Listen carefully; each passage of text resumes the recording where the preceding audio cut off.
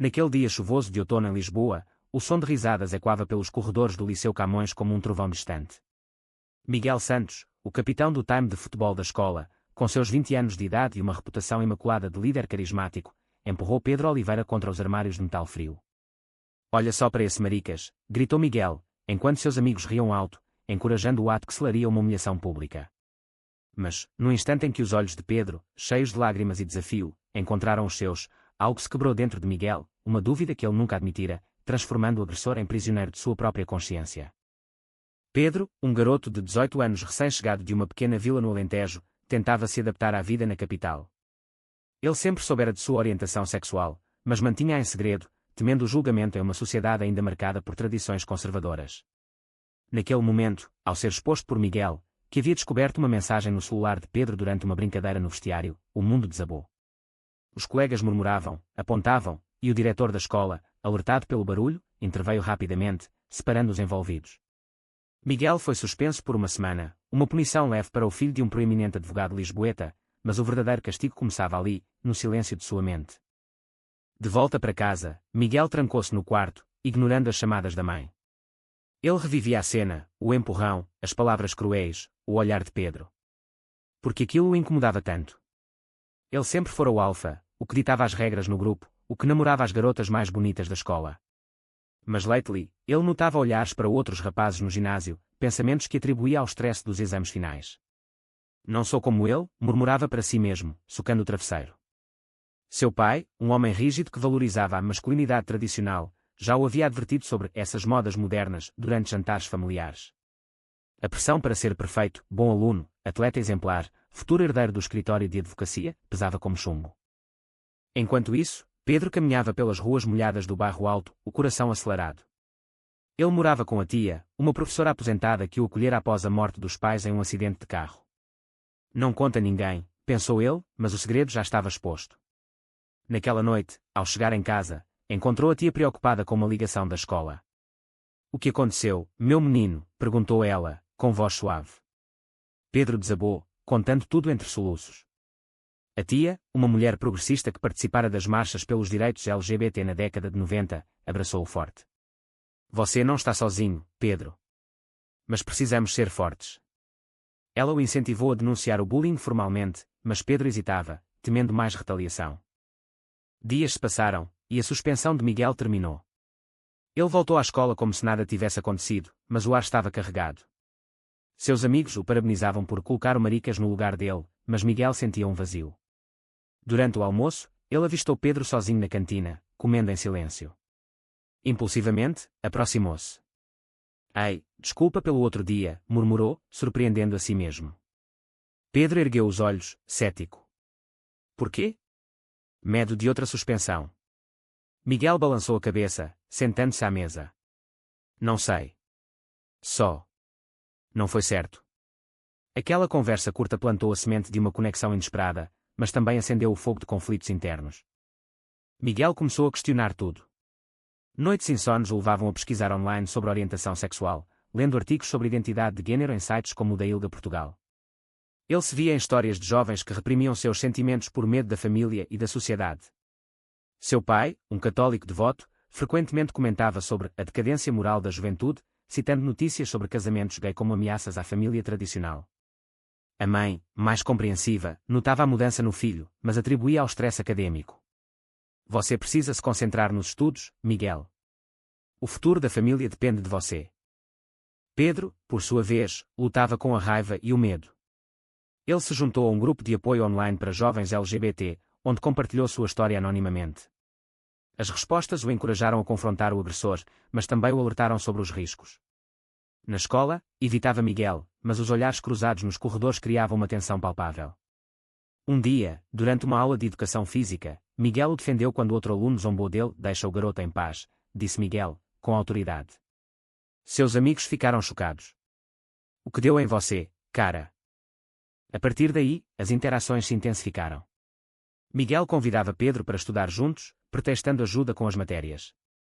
Nas bibliotecas antigas de Lisboa, sob a luz filtrada pelas janelas góticas, eles conversavam sobre sonhos e medos.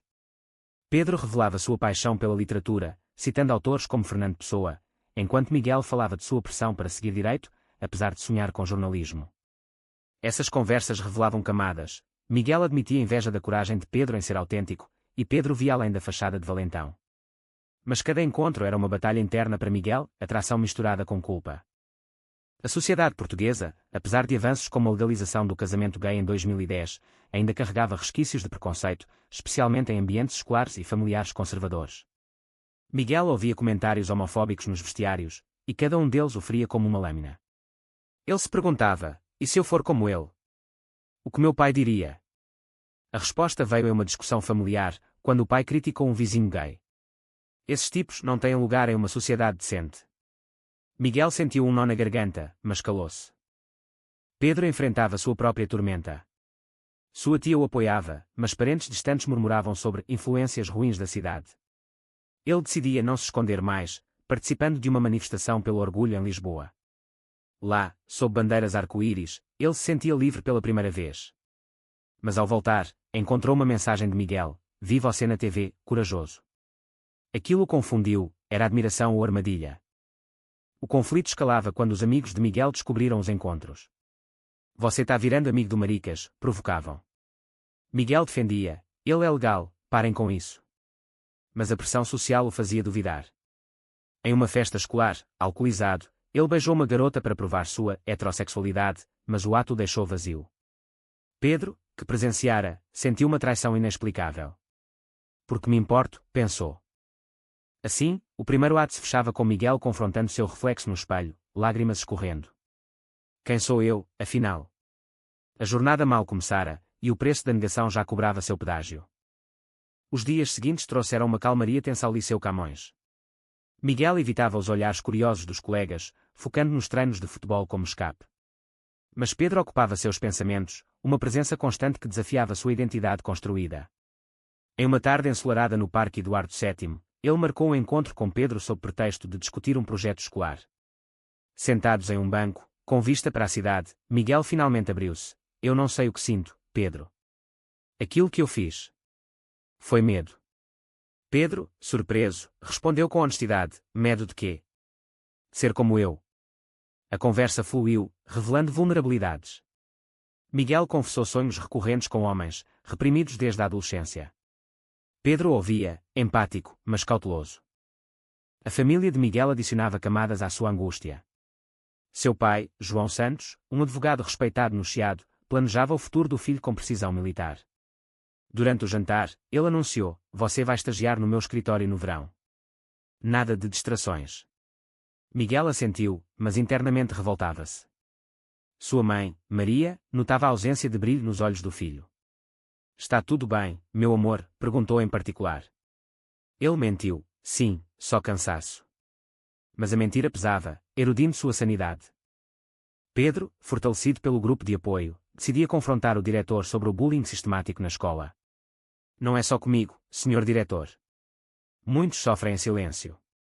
O diretor, um homem de meia-idade influenciado pela cultura católica tradicional, ouviu, mas minimizou: "São coisas de adolescentes. Vamos monitorar." Frustrado, Pedro compartilhava com a tia, que o incentivava a persistir. "A mudança vem com luta, Pedro." A atração entre eles crescia sutilmente. Em uma visita ao Oceanário de Lisboa, convidado por Pedro como amigos, Miguel sentia borboletas no estômago ao ver o sorriso de Pedro diante dos aquários iluminados. "É lindo aqui", disse Pedro. Miguel respondeu: "Sim, é." Mas seus olhos diziam mais. No entanto, a sociedade intervinha. Um casal gay passeando de mãos dadas atraiu olhares desaprovadores de turistas conservadores. Miguel se afastou instintivamente, magoando Pedro. "Ainda tem vergonha?" perguntou Pedro mais tarde. Miguel admitiu: "É complicado." Os amigos de Miguel, liderados por Tiago, um rapaz invejoso, tramavam contra a nova amizade. Tiago espalhava rumores: "Miguel tá virando viado." Isso chegava aos ouvidos do pai de Miguel, que o confrontava: "Ouvi coisas preocupantes na escola. É verdade que andas com aquele garoto diferente?" Miguel negava veementemente: "São mentiras, pai." Mas a semente da dúvida plantada no pai o forçava a uma escolha: distanciar-se de Pedro ou enfrentar as consequências. Ele optou pelo distanciamento, ignorando mensagens de Pedro. Isso doía, mas parecia seguro. Pedro, ferido, interpretava como traição. Ele nunca mudou, pensou, mergulhando em estudos para esquecer. Mas o destino interveio em um evento escolar, uma peça teatral sobre tolerância, onde ambos foram escalados. Ensaios forçados os aproximavam novamente. Durante uma cena de confronto, as emoções transbordavam. "Por que me evitas?", sussurrou Pedro nos bastidores. Miguel, olhos marejados, por medo de perder tudo. A pressão familiar culminava em uma visita surpresa do pai à escola. João Santos via Miguel conversando intimamente com Pedro e explodia em casa: "Não vou permitir que manches o nome da família. Termine isso agora." Miguel, acuado, prometia obediência, mas internamente se rebelava.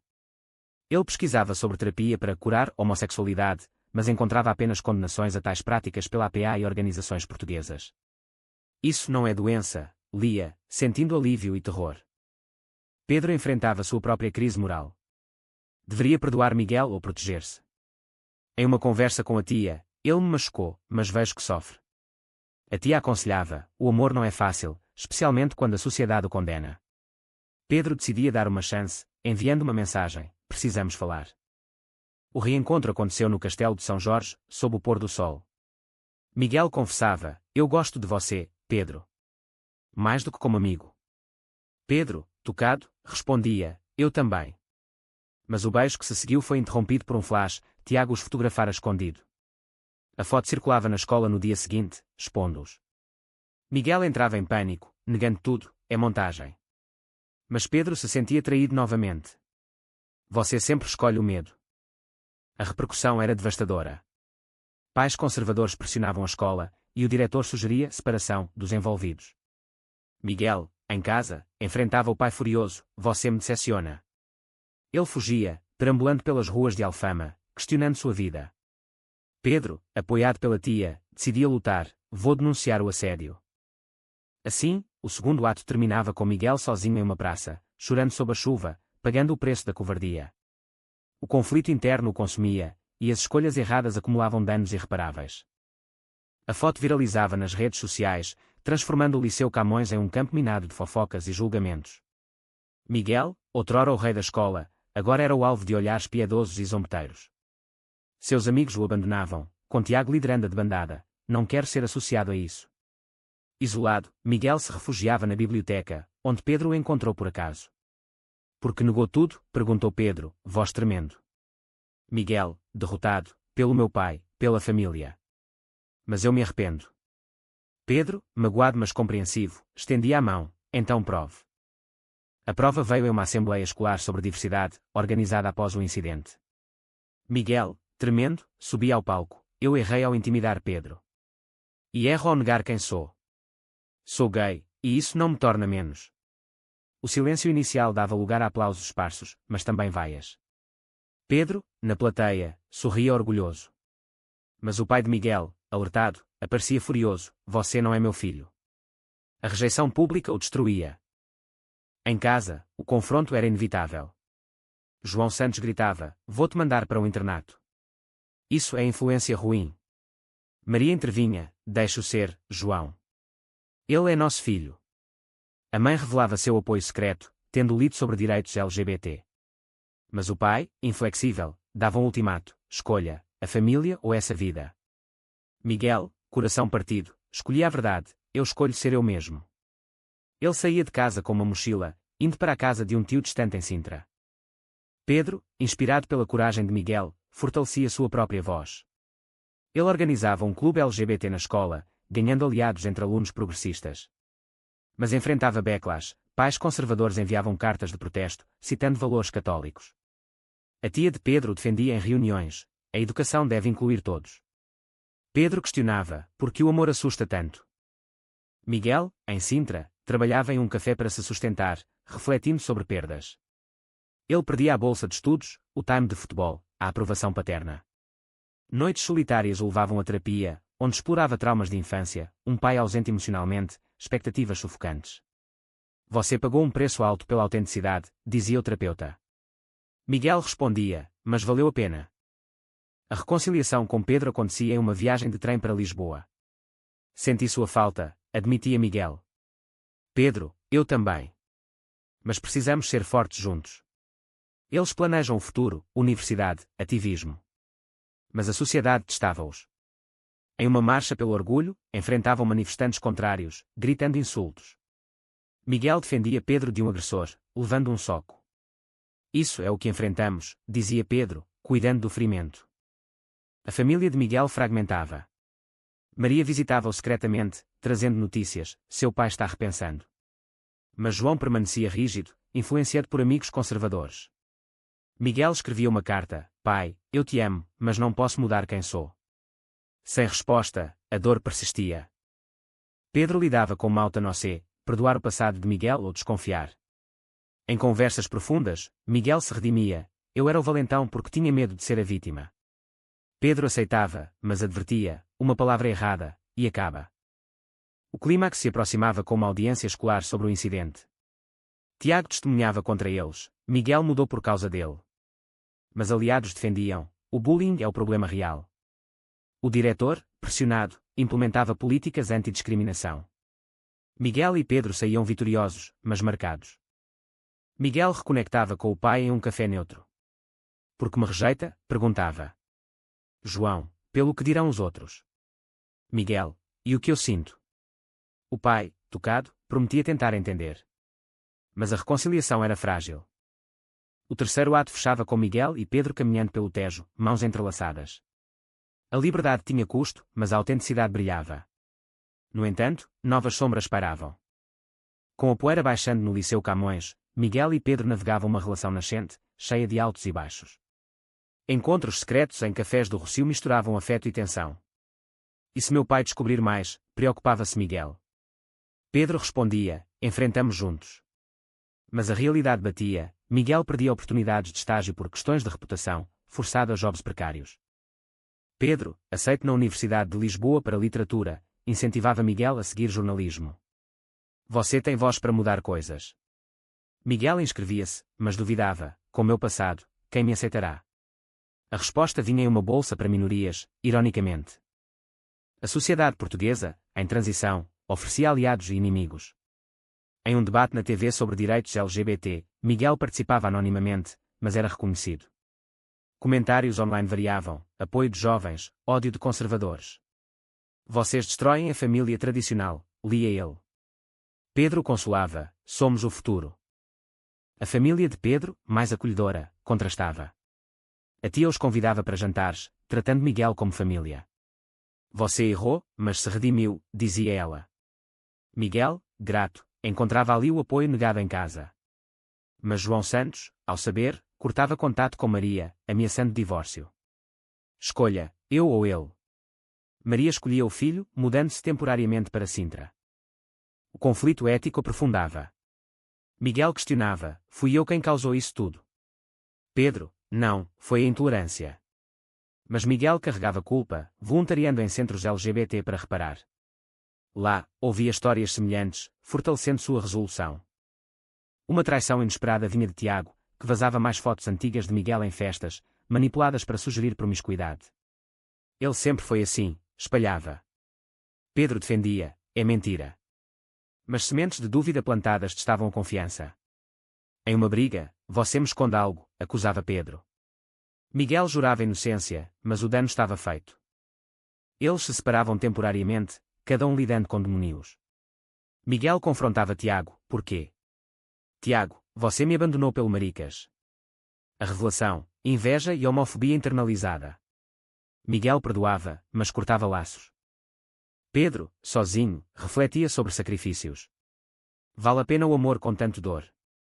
Ele viajava para o Alentejo, visitando o túmulo dos pais, buscando orientação. Eles me aceitariam? Perguntava ao vento. Volta fortalecido, reconectando com Miguel.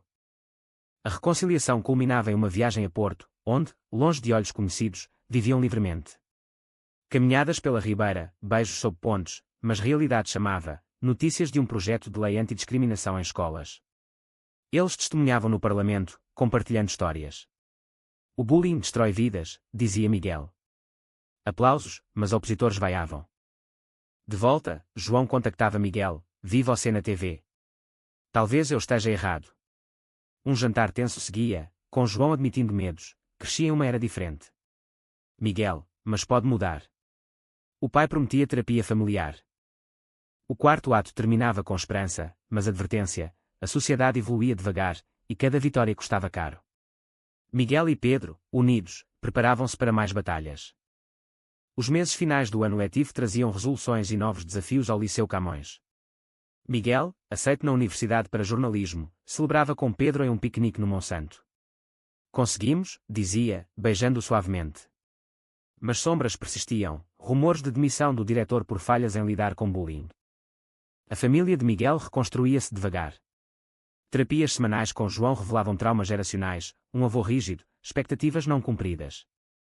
Eu te amo, filho, admitia João finalmente. Maria retornava, e jantares tornavam-se menos tensos. Mas Miguel sabia, aceitação era processo, não milagre. Pedro graduava-se com honras, discursando sobre inclusão. Ninguém deve pagar por ser quem é. Aplausos ecoavam, incluindo de ex-inimigos. Ele planejava mestrado, sonhando em escrever sobre experiências LGBT. A sociedade testava-os em um festival de orgulho em Lisboa. Desfilando de mãos dadas, enfrentavam contra-manifestantes. Um ovo voava, atingindo Miguel. Por que tanto ódio? Questionava Pedro. Miguel, porque mudamos o status quo. A polícia intervinha, mas o incidente viralizava, ganhando apoio nacional.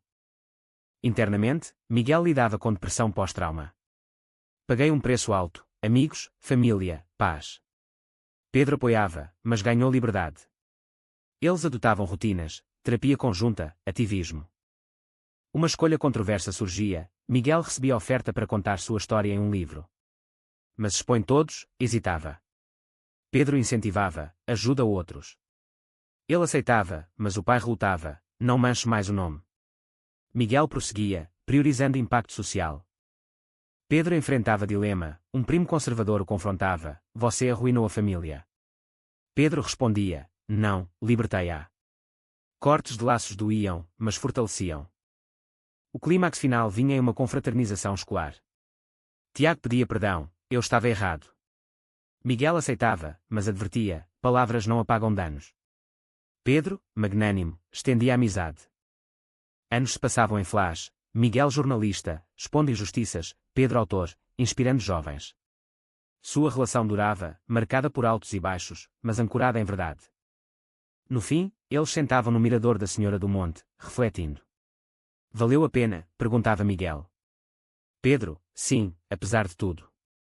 Mas e se o preço da autenticidade for alto demais para alguns?